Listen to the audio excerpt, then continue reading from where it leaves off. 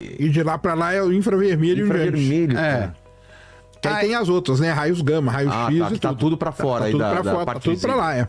Mas quando a gente toma o gráfico... isso aí vamos supor que então sejam os dados experimentais. Tá. O fato é que, quando os caras, tomando a física clássica, aquela física ali do final do século XIX, para tentar explicar isso, eles não conseguiam. Eles não conseguiam descrever, fazer uma boa descrição teórica dessas curvas.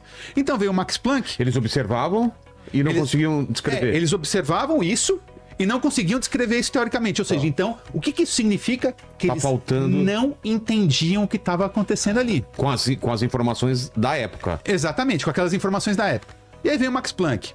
E o que o Max Planck fez? Então eu vou usar uns termos, depois eu vou explicando aqui o que são esses termos. O Max Planck, depois de muita tentativa e erro, eu vou usar o termo aqui, ó, discretizou o campo, ele discretizou o espectro eletromagnético. Doído, né? Falar em discretizar. O que é discretizar alguma coisa? O que é discretizar? Uma vez eu fui numa rádio e eu consegui explicar o que é discretizar. Basicamente, imagina o seguinte. Você tá numa escada, tá? Você vai subir uma escada, tá? Eu tô dizendo, ele discretizou o espectro eletromagnético, ele discretizou a energia emitida por a energia da radiação emitida por corpos negros. Então, mas o que é discretizar? Basicamente é o seguinte, imagina que você tá numa escada. Tá. Você sobe um degrau, outro degrau, e você vai subindo. Você consegue assumir, vamos dizer assim, alturas intermediárias entre cada degrau? Assumir como assim? Tipo, você consegue parar o seu pé entre um degrau e outro? Não tem apoio para isso. Não tem apoio para isso, você não consegue. Então a gente diz que uma escada, ela é discretizada com relação à altura. Tá. Então cada hora você sobe um degrau, você está numa altura. Sobe outro degrau, você não consegue tomar uma altura intermediária entre os degraus. Perfeito? Perfeito. Mesma coisa, no caso do espectro eletromagnético, a energia do espectro eletromagnético ela não conseguia assumir valores intermediários entre um determinado valor e outro. Então por isso que a gente diz que ela é discretizada, ela não é mais contínua. Esse gráfico que nós estamos vendo aí, ela tá contínua. Tá vendo que a curva tá bonitinha? É. Então, porque o professor falou no começo quando mostrou o gráfico, esse aí já tá corrigido certinho. Sim. E tal. Porque, na verdade, cada curva dessa aí seria como se fosse uma escadinha. Exatamente. A curva, quando é escadinha, com degrau, a gente chama de curva discretizada. A curva, quando ela tá suave assim, a gente chama de curva contínua. Então, basicamente, foi o que o cara foi o que ele fez. Então, a energia do espectro eletromagnético, essa energia emitida por radiação de corpo negro, não assumia qualquer valor. Ele descobriu que isso só podia assumir determinados valores.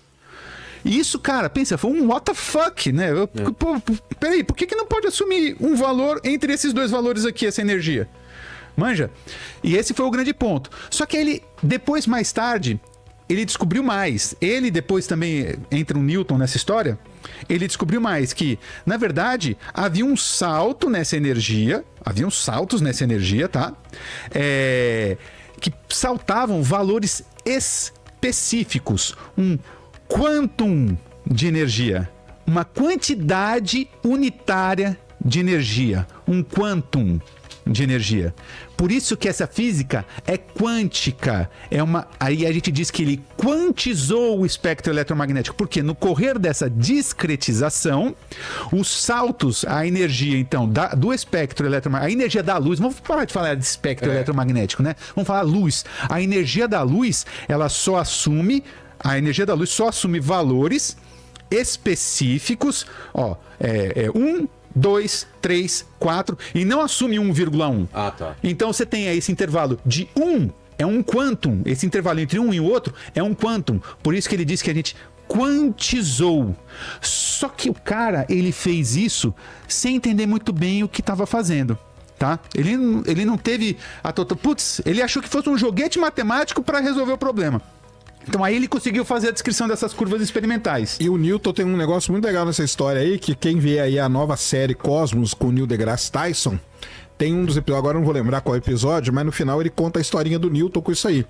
O Newton, ele fazia muitos experimentos. Ele fazia experimento ele estudava o espectro eletromagnético. Então ele pegava um prisma. Como que o Newton descobre o infravermelho? É muito legal essa história. Ele põe um prisma. Quando a luz do sol bate no prisma, vira as cores do arco-íris. E aí ele colocava em cima de uma mesa aqui as coisas e colocava termômetro. Entendeu? Então ele colocou termômetro para cada cor. Então ele sabia que o azul era um valor e tal. Pela temperatura. Qual que foi o problema? Que na hora que acabou a parte colorida, ele continuou colocando termômetro e continuou tendo temperatura. Ele falou, ué, da onde que vem isso aqui? Aí é que ele saca, falou, tem alguma coisa que eu não consigo ver. E quem fez esse experimento na casa dele, lá que você visita lá a casa dele, você vê isso, o lugar onde ele fez, foi o Newton, fez cara. tudo, cara. O Newton fez tudo. Frente do Não, o Newton é, enfim. E tem um episódio do Cosmos novo com o Neil deGrasse, agora não vou lembrar qual, que ele conta essa historinha, ele faz uma animação, é muito legal. Porque ele põe o prisma, ele põe os termômetros em cima da mesa, aí a cor aqui, uma cor que tá ali, ó, pra cada uma tem uma temperatura, só que de repente acaba a cor, mas continua tendo termômetro. E pra quem tem câmera, sabe que a gente tem que faltou muito ajustar a temperatura da cor, né, pela luz. Isso aí. Faltou muito pouco pro Newton chegar em alguns resultados que seriam muito interessantes e adiantar muito trabalho aqui da gente, né? Com certeza. Mas enfim, a gente também tem que dividir o trabalho, né? O Newton também não ficou com tudo, deixou um pouco pra Max Planck e outros caras, né? Deixou um pouco pra galera. Deixou dominar a parada toda. Enfim. Mas aí, 5 anos depois, em 1905, quem trouxe... olha só que bonito. Quem trouxe à luz o entendimento do que estava acontecendo ali foi o Albert Einstein, com uma coisa que ficou conhecida como efeito fotoelétrico. E aí o Einstein, ele disse o seguinte, que a radiação eletromagnética, a gente pensa, quando você fala em luz, a gente até aprende assim na escola, né? Pensa num feixezinho, uma coisinha, uma linha, né? Uma coisa contínua, linha e tudo mais, né? Já o Newton provou, porque já tinha gente que discutia essas questões, mas ele provou que a luz era composta por pequenos corpúsculos de energia. Então, que mais tarde nós vamos explicar ficaram o conhecidos famoso como fótons. Então, cara, isso na época foi uma coisa que nem foi tão bem aceito pela comunidade de um modo geral, mas que foi uma grande explosão na cabeça, porque você está dizendo o seguinte, olha que coisa já embaçada, cara.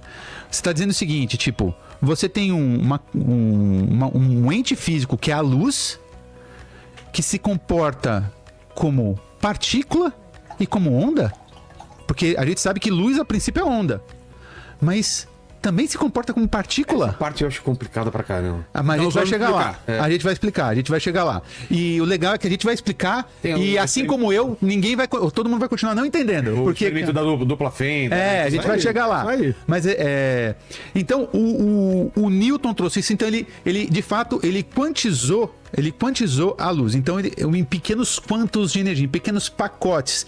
Então, a física quântica, só para concluir esse tema, é uma física das quantizações. Então, tipo, você tem coisas que são muito pequenas e você chega num nível de pequenez que você chega em quantidades indivisíveis, mas que representam unidades de energia, umas quantidades únicas de energia, vamos dizer assim. E é por isso que essa física é quântica. Então, eu já conversei com um coach quântico, tá? E não sabia dizer por que era quântico.